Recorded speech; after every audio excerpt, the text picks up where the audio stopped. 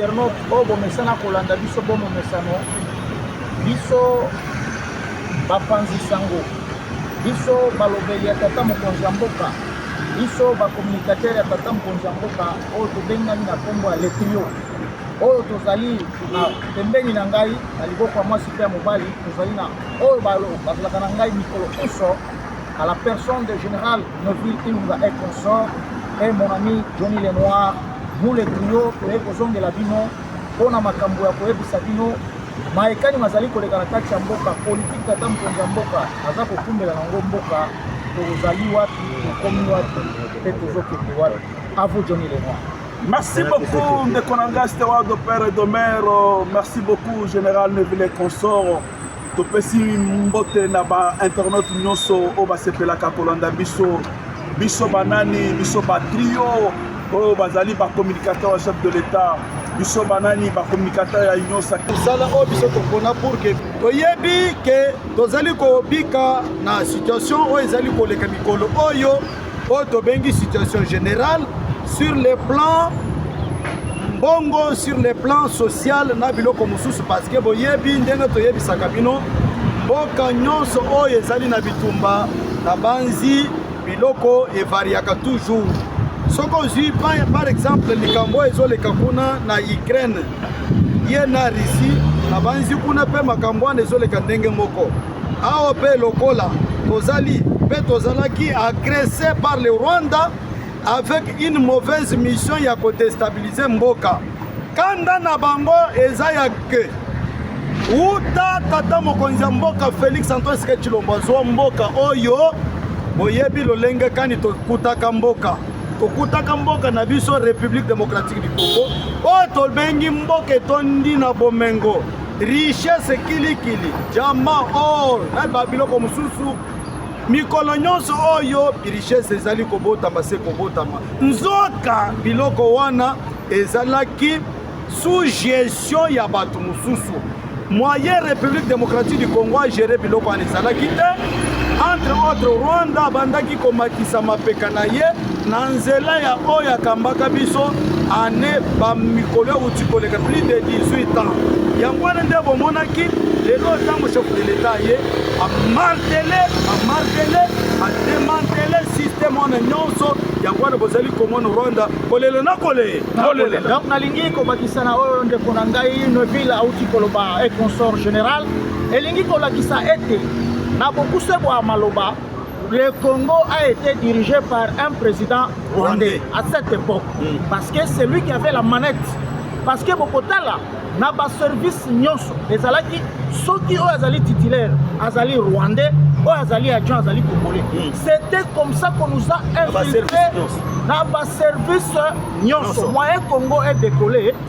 tina ya maloba bomonaki tata mokonzi ya mboka liboso ya oyo azali mopanzi sango na ye tobengi Mama Tina Salama alobaki bayi mboka bayi ekolo baza komituna na mokonzi ya mboka nini uta ya zwaka ngwende na ye oyo esepelisa ye na oyo esepelisa ye te alobi boye eloko ya liboso ntango nazwi ngwende na nga eloko ya liboso esepelisa ngai te ezalaki bokabwani ya FCC cash na ntina nini biso toyaki na makanisi yake tobwaka nyonso na moto maleka masi maleka moyibi koboma me totala sikoyo ekoloko Congo mais biso pe na oyo tosalaki nanu te toyebakisa mayele na biso ebongo totala kaka ekoloko Congo mais bango bakanisaki ke biso toza na makanisi te kokamba Congo ezaki kaka bango ntina ete ye azalaki na regret na motuna ina ya mibale kosepela na ye ezali gratuité de l'enseignement oyo lelo bana na biso baza kokende kelasi te bazongeli nzela ya kelasi mingi mpe aremercier to ya bana basi ya mboka na biso baza kotanga mingi te à la personne oyo azaki kopose mituna lobi tala c'est une fierté bembala liboso na mboka Congo président afungoli séance ina ya koloba ke ekobanda kozala na mikolo oyo bakobanda kobenga bato misatu mine oyo bazali population bayi mboka bayi ekolo babanda kopesaka ye mituna ebongo ya pesa bango miano. À vous Johnny Lenoir. Merci beaucoup Ndekonanga Steward de Père de Mère kobakisa boye félicité mokonzi ya mboka Fachi Beton Aigle de Père et de Mère fils d'Abraham oyo a répondraki na mituna plus de 5000 questions lui ont été posées la population ya République démocratique du Congo bana Congo et mokonzi ya mboka alobaki abakisaki alobi ko azali na esengo parce que en dehors de la gratuité de l'enseignement, plus de 4 millions Yabana Obakoka quitté Kotanga autrefois Baboti na bango bazala kosala ezalaki contribution de parents mokonzamo kafati beton aigle de père et de mère fils d'Abraham oyo gratuité de l'enseignement ezali constitutionnel au niveau ya primaire atie yango en exécution avec le long de son premier mandat abakisi alobi azali pe na projet na plan oyo kosala que niveau ya insécurité na niveau ya ezali province Grand Kivu na Ituri na province orientale mokonzamboka azwaki résolution ya kocha tozali kobenga état de siège oyo mekaki kolakisa biso lolenge nini pendant plus de 18 ans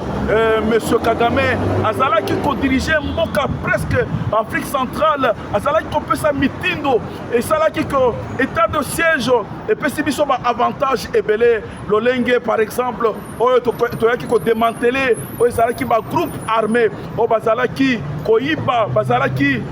konani koyiba bazalaki koyiba bankitana biso lelo oyo à cause de l'état de siège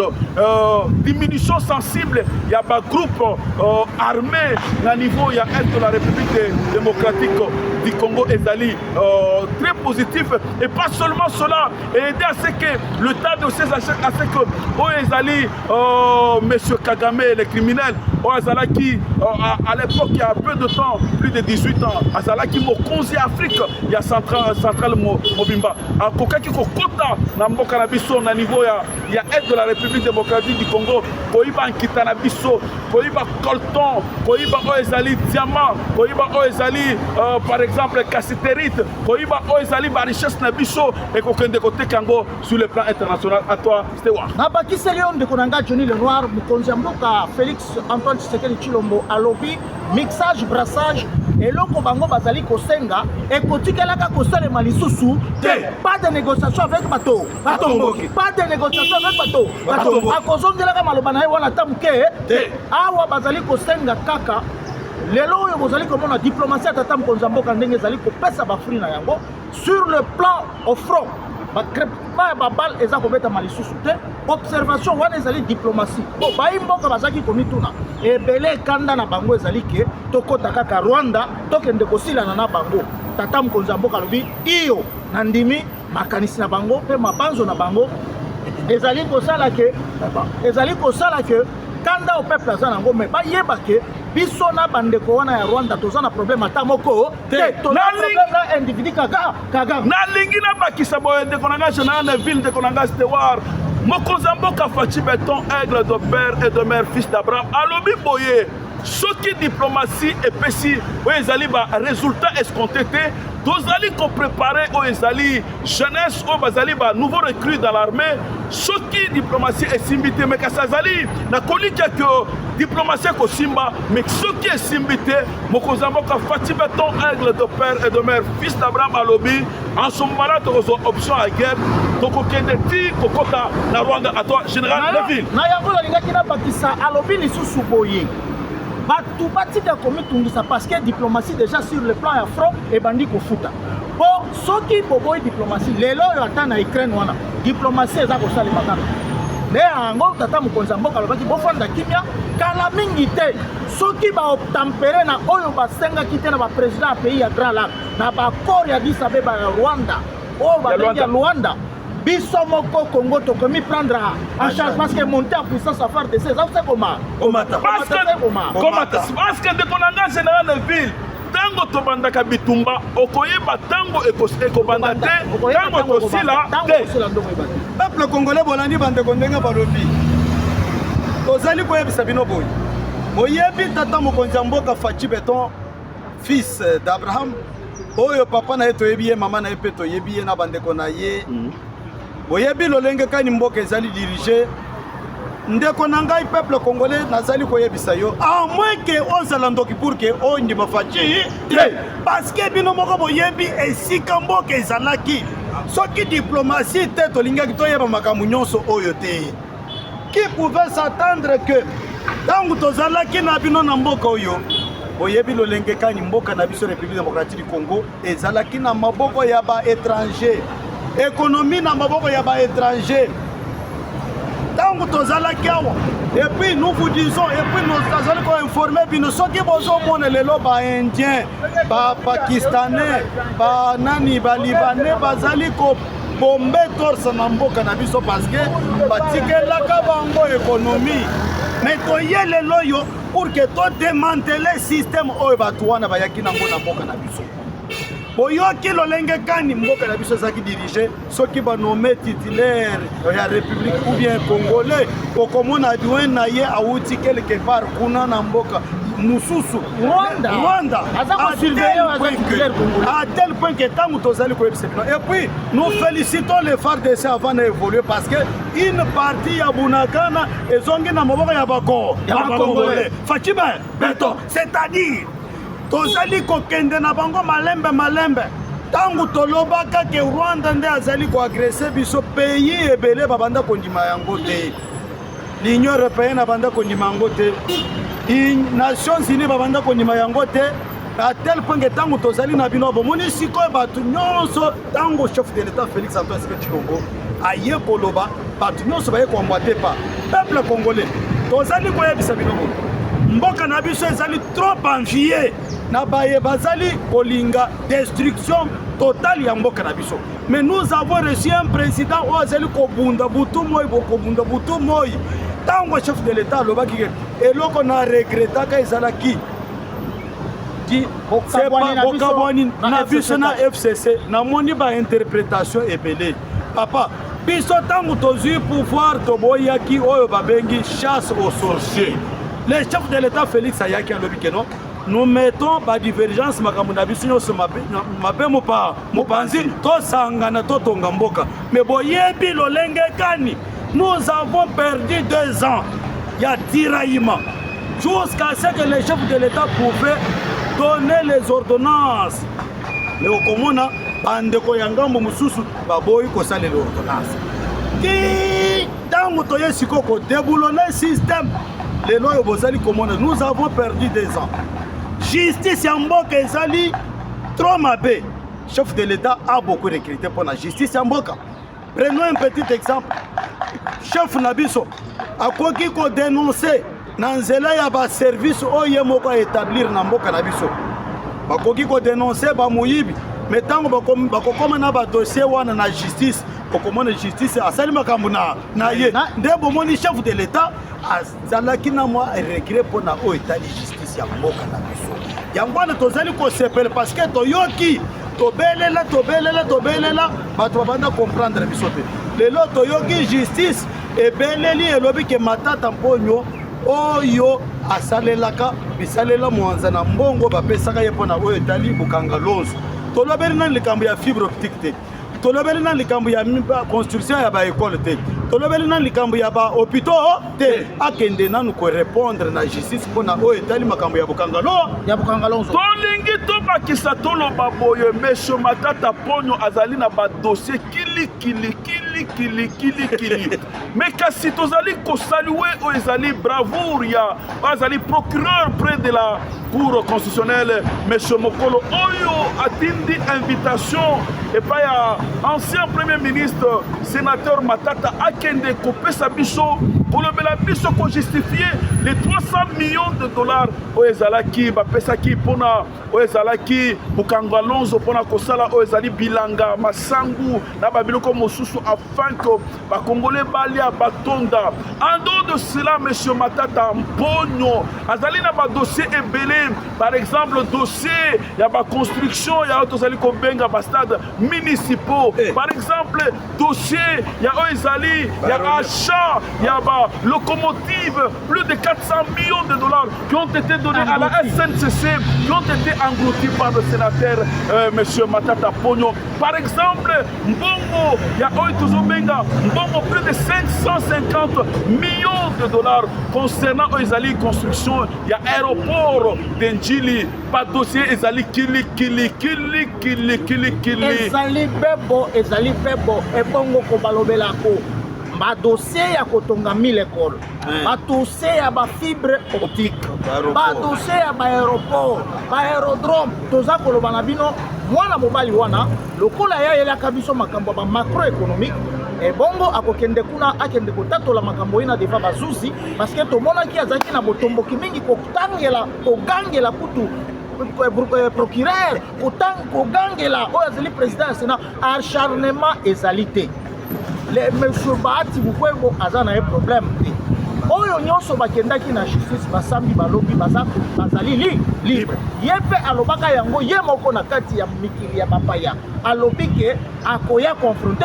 justice ndeko na ngai topesi ye akende confronte justice ndeko na ngai sewar nazoka motango nazoka komi kolobaka ezali acharnement ntango oyibaki yo moko acharnement ya ndenge nini parce que yo mpe oye kose déclarer candidat oza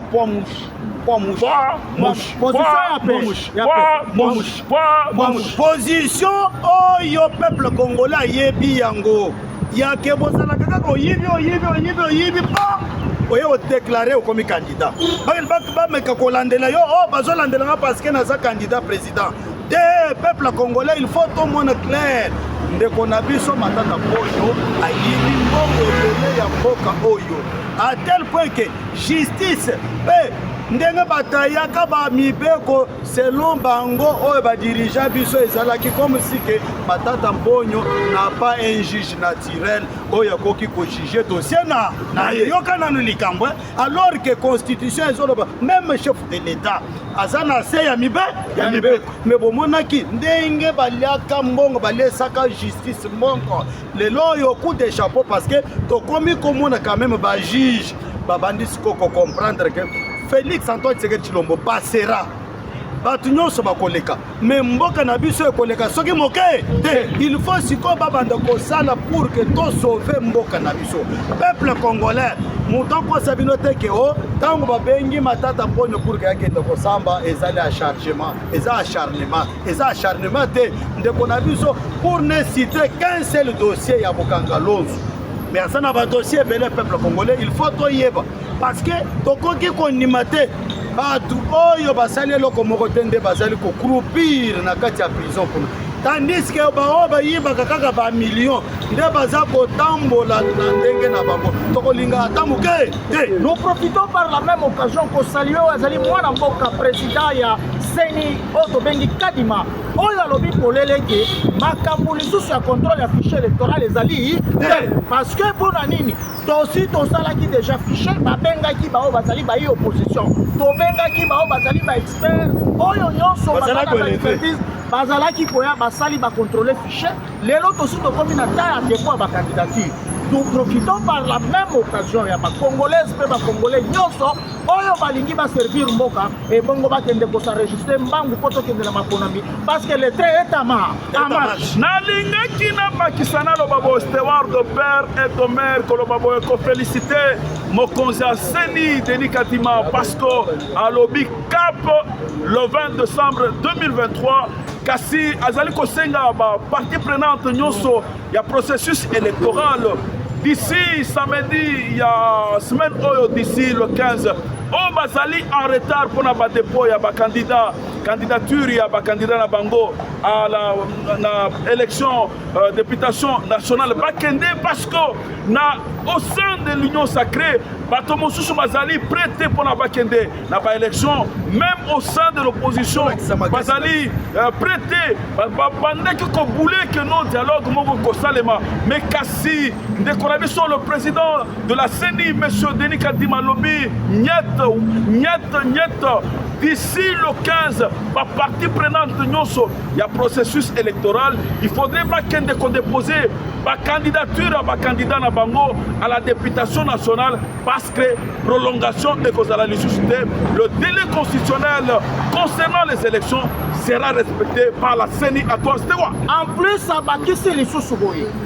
avec bango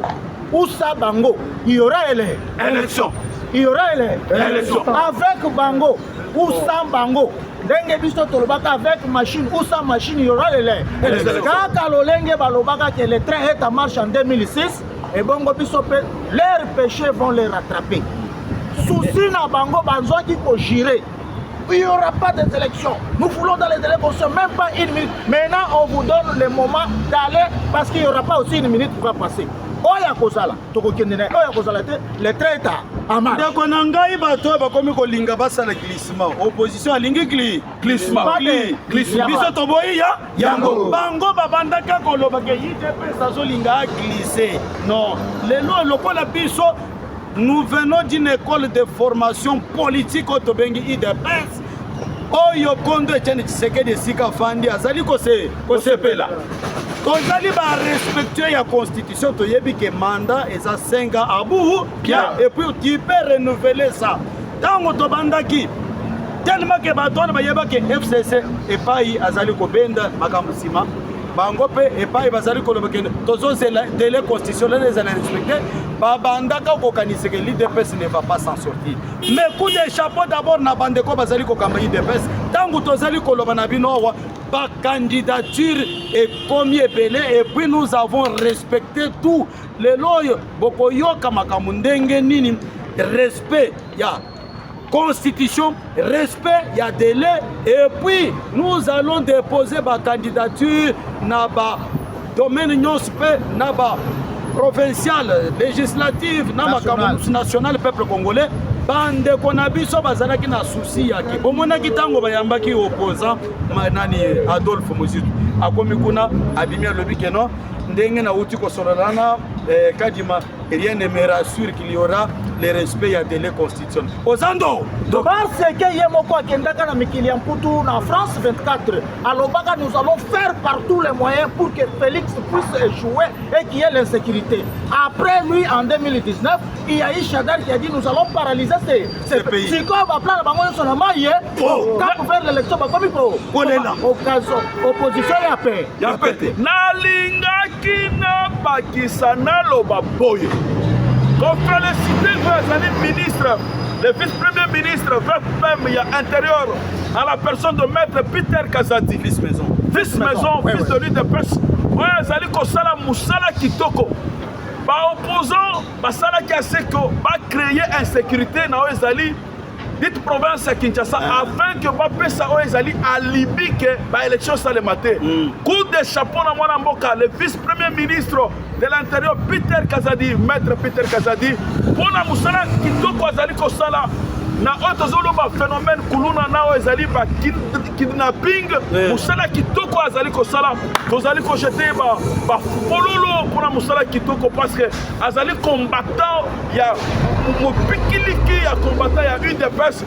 Le vice-premier ministre, ministre de l'Intérieur, Peter Kazadi, maître Peter Kazadi, félicitations à toi. Combat qui s'allie jusqu'au Lobabo et de Kolanga Stewar, Koloba qui est UDPS, conduit de main de maître par Augustin Kabouya, Tchinguma, boum, Tchinguma, boum, Tchinguma, boum, Tchinguma, boum. Qu'on félicite Bango parce que Bazali Kosala, le dernier nettoyage. Il y a pas candidat à la députation nationale et provinciale. Na contre Ezali contre IDPS. To féliciter maître Jacquemaine Chabani, le président Ezali conseiller politique et en charge du processus électoral de l'UDPS. Ezali Kosala, le dernier toilettage pour la UDPS et qu'on déposé avant vendredi. Ezali pas candidat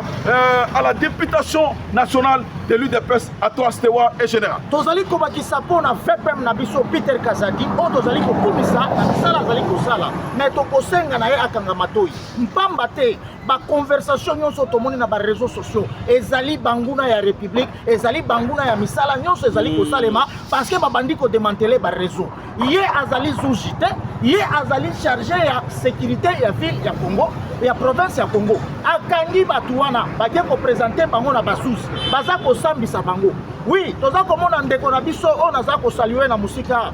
Roger le combattant. Il y a d'autres informations tango baza na mboka te on va y éviter. Mituna batu baza ko pourquoi Peter azaki ko répondre. Peter c'est un juriste. Il a fallu ceux qui va répondre à été ka batu algabaloba pourquoi kataki. Parce que ba choka il a fallu répondre pour yebisi que yo zali na ba preuve. Oyo koki ko memela biso et bon moto présenter ngo na l'état. Yango ndeko na biso o tozali ko benga Roger le combattant to sepelaka na opening na combat na yo zali kosala ezali incompréhension entre bana ya ndako moko et likambo grave ezali te bokokamwa mpona nini bomoni video moko na Algérie babandi kolakisa oh kabakaba ye wana aza kosote oh bakimi eza intox ezali banguna ya république balingi basalir VPM balingi basalir misala ya tata mponza mboka balingi basalir misala ya général Kasongo oyo tozali kosalue papa kopikiliki parce que ni tete yo raison wana balingaki bamatemantela yango ndenge nini à vous Johnny Lenoir onyobakisa papa tozali koyebisa bino boye VPM leader Kazali félicitations na mosala ozali kosala toyaka awa mpona kosala oyo babenge oyo bobengaka dialelo te osali malamu to félicité yo osali mabe tokoya kodénoncer parce que nous n'avons que Fachi Béton lokola oyo pièce unique oyo nzambe apesi biso na République démocratique du Congo ndeko na biso Peter Kazali toyebi bien banguna balingaka désordre pour que bacréer oyo balingaka kocréer wana. Vous venez de démanteler un réseau parce que comment expliquer l'opposition à Boya qui a la marche dans la province de Nyonso? Il y a le but que la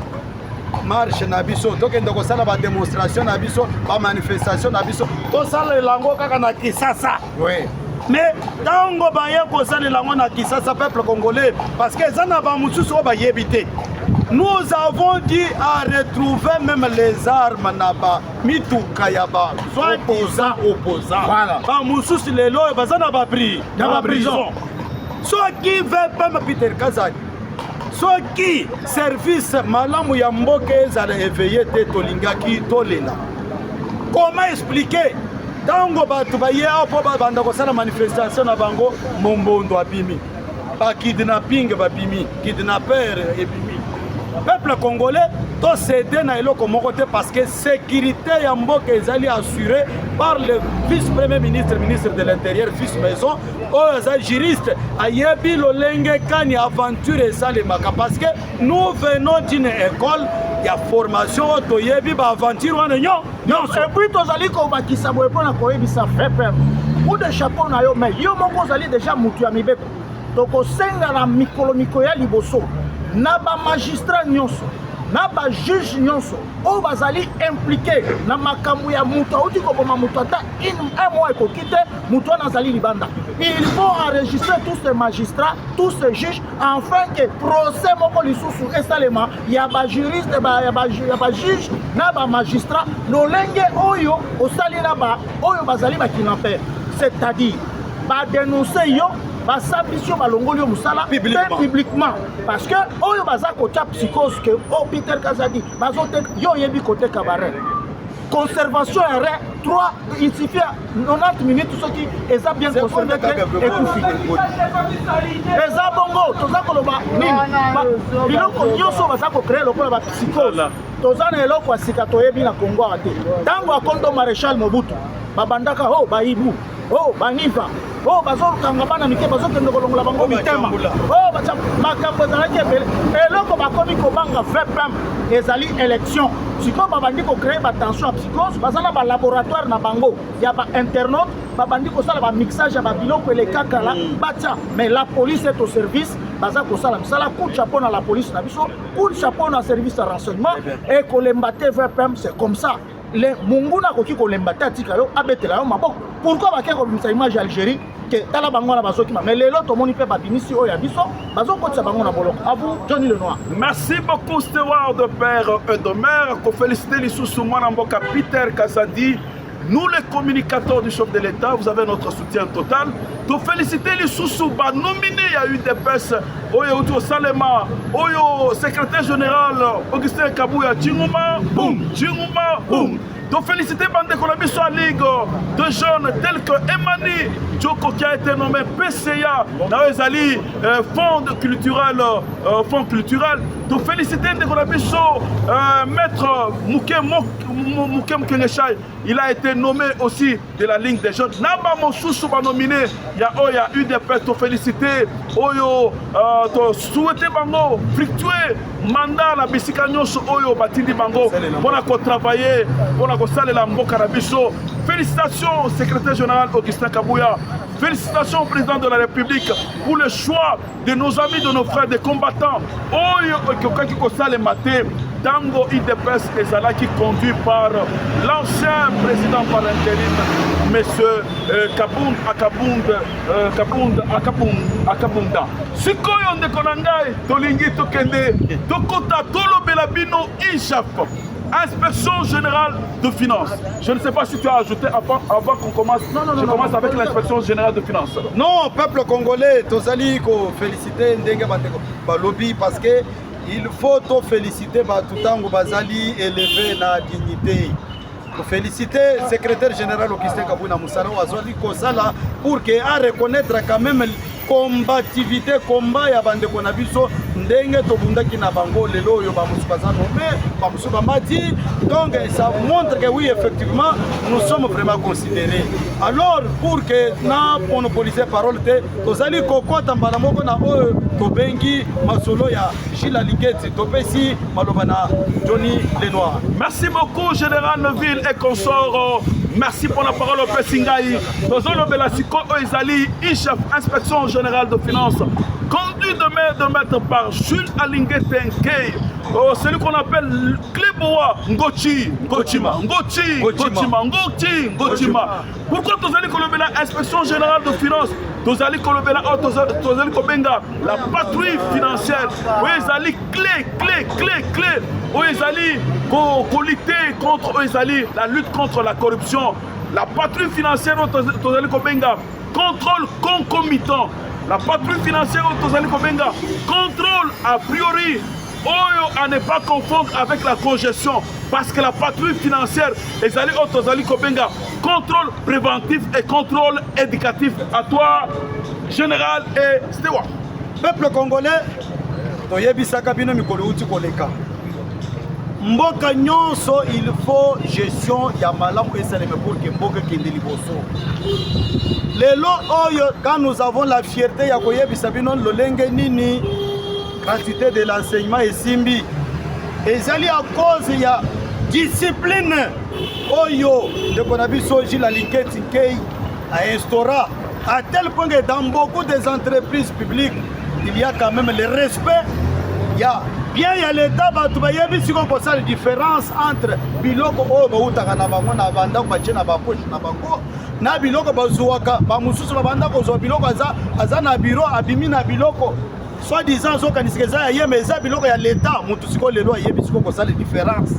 bomoni lelo yo faut passer biso to yebaka kutu makambo te ndenge nini régime passé ba signaka bi signela mwanza na ba chinois toyebaka kututa lolenge nini ba chinois ango tango ba signaka soki ba komisaka ngo na niveau nini toyebaka te. Il a fallu Gilles Lingeti Tenkei na institution otobengi IJAF baya ba expliquer peuple congolais parce que ebele babandaki ko s'attendre que gestion ya Félix ekende na déclin. Gestion ezala mabe pour que babanda ko seka mais tango bamoni mutu moko aye mopanzi na ye abandi ko lakiseke non awa eloko boyoki ya ke basalaki oyo tobengi nani partenariat na ba chinois ezalaki bongo te bandeko na biso ba chinois tala basalaki bo. Il a fallu maintenant revisiter le contrat tango tozali na bino. Le contrat a été révisé à tel point que les Chinois vont comprendre que non, gestion yambala o ezali gestion à ne pas confondre na gestion yakala. Tozali ko bakisa lisusu pona ko féliciter moi na mboka o tozali ko benga Jules Lingeti Tenkei Ngochima pona nini parce que uta ya ingela na ngwende na yewana tomoni façon kani azali ko bundana pona ko conscientiser ba imboka pe ba yekolo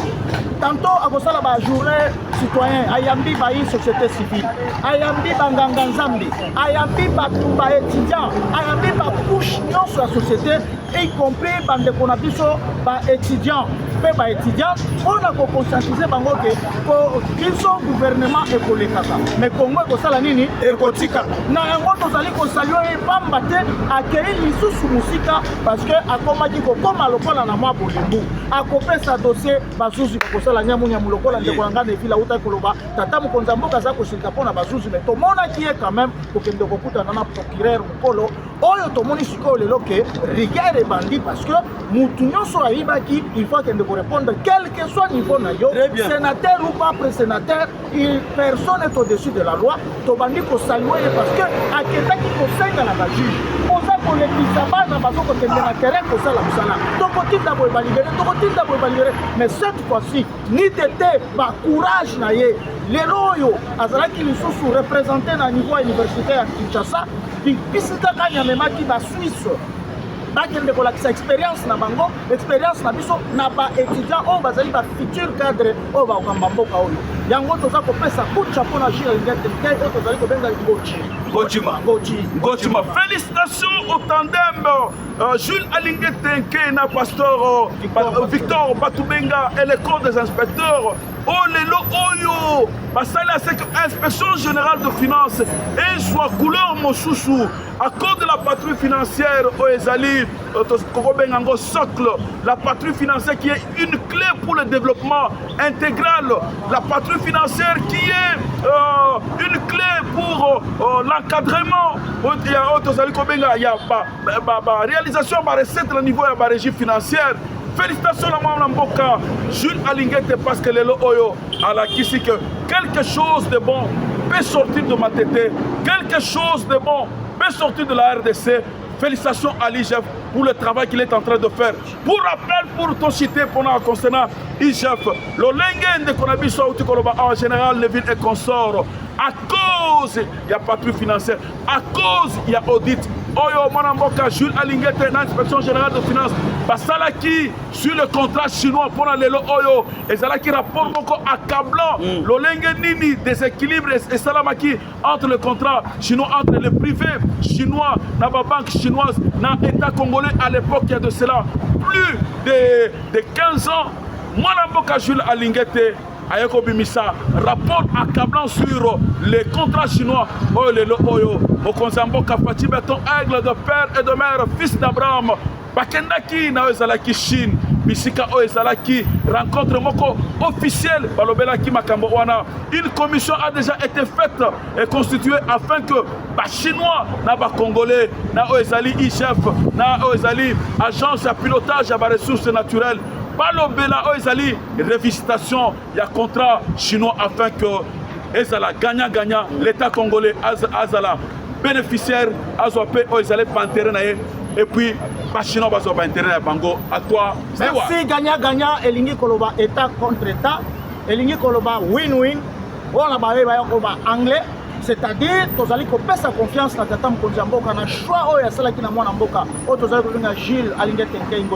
Gochima tozali koshite mpona kolobela parti na biso oyo ezali UDPS machine oyo tozali décide kokende na élection conduit de maître par mwana mboka oyo tozali kobenga Augustin Kabuya aka 47 Chingoma oyo tozali kofélicite banomine oyo ya pesi na kati ya groupe na biso ya Ligue de Jeunes, na kati ya mboka ya groupe na biso ya IDPS, à la personne de Emani Dioko, à la personne de Moke, tozali kosenga la bakombatante pe bakombatant nyonso opesa ye confiance tozala na kimia pouvoir oyo eza ya biso pouvoir oyo ekosila lelo te pouvoir oyo toza kokende nango ntina lifabo c'est-à-dire oyo bazangi lelo lobi bakosala nini bakozwa tolingi tofélicité mwana mboka Augustin Kabuya oyo tozali kobenga le bishop mpona banomination ya bandeko na biso oyo bazwaki banomination te bazala calme le poignet sur kill encore tosunga tozala nsima bakandidat na biso ya IDPS oyo ezali bakozala bakandidat député national et à la provinciale na bakomino tosimba bango tozala nsima ya Augustin Kabuya Chilumba pum nsima ya oyo ezali hiérarchie na biso nyonso afin que topesa deuxième mandat na mokonzi ya mboka Fati Beton topesa pe majorité na IDPS et puis ba parti mosaïque à toi général Neville et consort. Peuple congolais, félicitations na vigilance bozali kolakisa. Vraiment tozana esengo mingi parce que oyo tozali kotambola ensemble na peuple eza kopesa esengo. Félicitations na secrétaire général Augustin Kabuya parce que azali remorque ya IDPS. Lelo bozali komona ba candidat ba telemi pour donner la majorité au chef de l'État Félix Antoine Tshisekedi. L'IDPS au pouvoir, cette fois-ci nous voulons avoir notre propre majorité. Yankwana ebele babanda kanisike IDPS azolinga ko glisser mais lokuta parce que tout le monde secrétaire général Augustin Kabuya tamboli Congo Mobimba on a redynamisé par parti et sur là qui aucun secrétaire général dans ce pays n'a fait ce travail là. Donc notre secrétaire général azali ko mériter respect. Et en plus atamboli pa ikozala mbala yambo IDPS na pouvoir bande kona biso ya poto ba diaspora na Belgique na France na Afrique du Sud ba ko voter ce que Augustin Kabuya a fait un grand travail. Oyo secrétaire moko te atikala kusala na yango tozali koloba na bayi mboka pe bayi ekolo bitumba bakobundisa secrétaire général bakobundisa bao bazali ba Peter Kazaki bakobundisa tata mkonza mboka ezali banguna ya république na sepela kina eloko mwana mboka Augustin Kabuya lobaki cette fois-ci toboyi makambo tie photo ya président Tshisekedi obo ye moko akobanda kozala na soki azali wana teke mutu wana za mutu na biso avour juste pona tosukisa na tokende na loi. Dans lobby boye Augustin Kabuya le secrétaire général, tous unis, tous unis, tous unis, tous unis. Derrière la hiérarchie, derrière Augustin Kabuya, tous à l'unisson pour une majorité écrasante au niveau des élections de la députation nationale et provinciale et aussi au niveau communal, municipal et communal. Loi, loyauté, loi, loyauté. Loyauté au chef de l'État Fathi Beton, aigle de père et de mère. Loyauté à Augustin Kabuya. Tchinguma, boum, Tchinguma, boum, Tchinguma, boum. Que la RDC soit bénie. Que Dieu bénisse la RDC. Que Dieu bénisse le président de la République. Que Dieu bénisse Kabuya Augustin, élu des peuples. Que Dieu bénisse le peuple congolais. Loyauté, loyauté, loyauté, loyauté.